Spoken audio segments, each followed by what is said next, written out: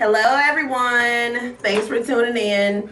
I'm sure just by the title you saw exactly why I am doing this video.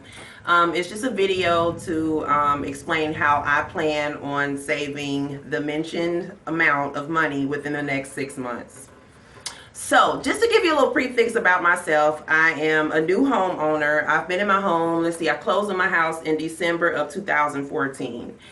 And I just kind of got to the point where what I was paying for rent, I that I can be paying the same amount for a mortgage. But I was actually paying more for rent at places I was renting at than I was for what I'm paying right now for a mortgage. So needless to say, I just got to the point where I just said, you know what, I'm tired of renting. I want to be a homeowner. So it took me 3 years. If y'all hear anything that's actually thunder and lightning, that decided to just come out of nowhere today, so such is life. Anyway, it took me 3 years to get to a point where I was actually able to buy a home. The place that I was renting at, I ended up letting them know I was no longer going to live there. I contacted some family members. I asked them, hey, this is what my situation is. I want to save some money. I want to save you some money, and I want to buy a house. And my goal and objective was to get out of debt. That was the main thing that I needed to do in order to move forward with purchasing a home. But what happened was it wasn't happening fast enough for me. Like, I was living there, but every time, I was saving some money, but I was also like taking the money that I was trying to save and paying it on debts that I had. I came to the realization, you know what, I'm not going to file bankruptcy. I'm too young for that. I don't have enough debt for that, so I'm not going to do it. So I got a second job, and that second job really gave me a lot of cushion.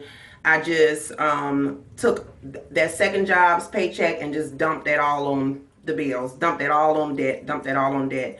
So it took me 3 years to do it, y'all. I paid my car off, just little things like that started. So that's that. Fast forward now. That was Jesus Christ.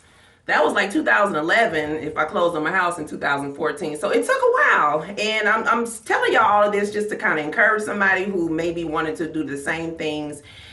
It can happen, but you have to be motivated, you have to be determined, you have to be driven. I have always been a person who has had good work ethics. I've never been a lazy individual.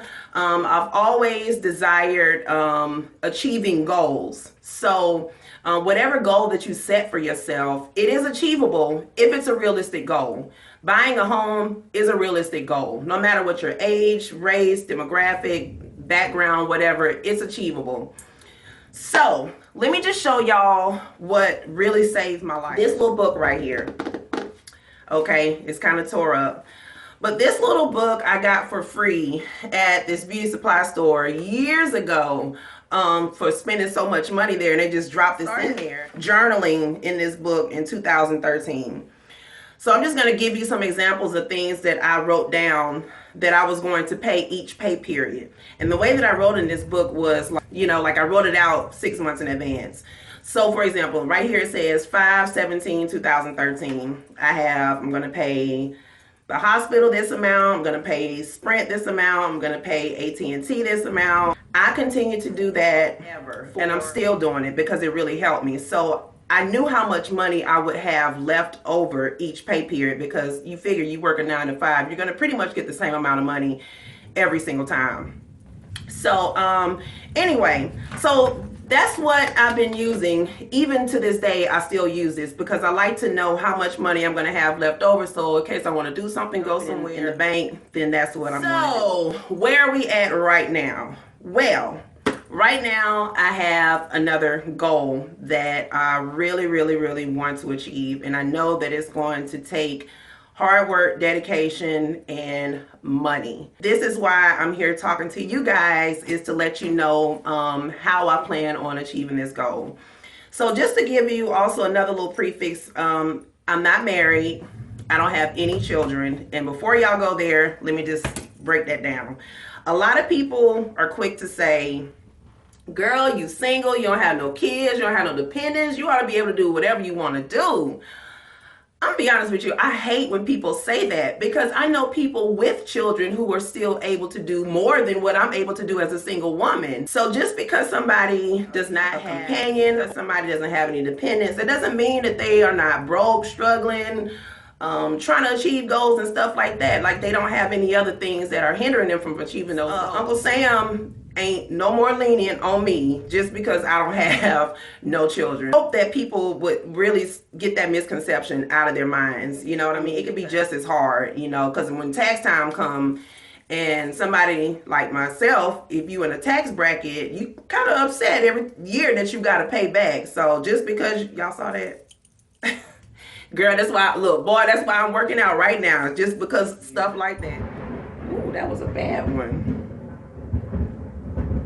Let me hurry up and finish this video. What I'm planning on doing is cutting my spending, y'all. Because I actually looked at my check register and I saw how much money I spend on ridiculous stuff. Like, I have been eating out. I got my nails done. My toes, I'm sorry, gotta have them sap suckers done. I got to keep my feet done. Money here and there. And that's where, you know, even like wigs come in handy. It's like, you know, grabbing this and going. I don't have to worry about going out buying a new hair and all this and that. It's different ways that I actually cut my spending. Anyway, I don't want to get long-winded on this video. Some of the ways that you can cut your money, to pay close attention to how you're spending your money. And I mean really pay close attention. Let's work together. Let's encourage each other. Let's try to achieve this goal if you are in a position to do it. That's pretty much it. I really don't have much else to say other than, you know, wish me luck. Why don't you give it a try? Like I think it's a whole lot to some people and it may be too much to others, but I try to set realistic goals. So just pray for me. This is something new that I'm going to be trying to do. I'm not going to say I'm trying to do it. I'm going to actually do it. Let's just say I'm going to go ahead and achieve this goal and make it happen.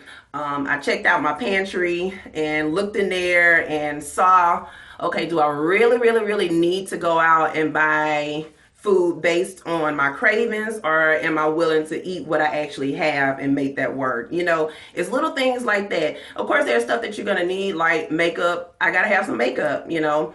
And I've set a budget for that.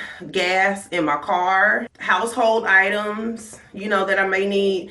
Those are things that you know that you can actually go out. Let y'all know this is what my new goal is to try to save money, and not just what I have going into my account already. I mean, actually, realistically cutting my spending a lot. So if you don't have a way of writing out a budget or something like that, it's really easy. Just go to Family Dollar or Dollar Tree or something like that.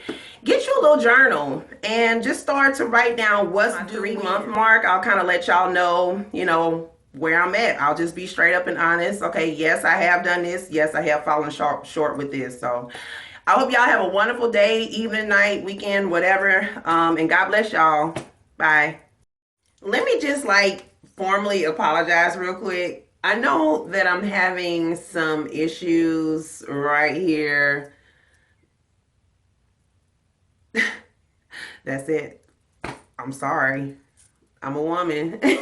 So anyway, all right.